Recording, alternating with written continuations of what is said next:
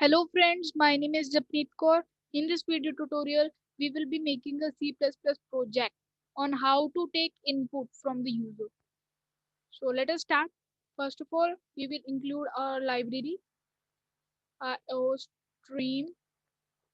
Then we will write int main, our function.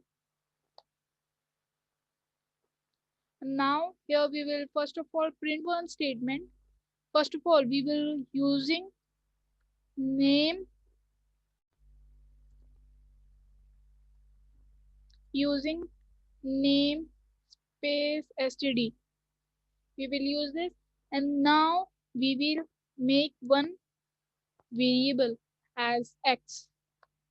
Now we're gonna write count, write your class, and we're gonna put semicolon after this.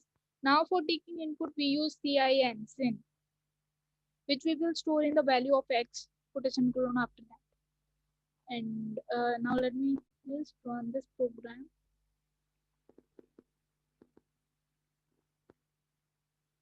Write your class, I'm in 6th class, so it's just taking the input. Now I again want to print one statement, count, that your class is.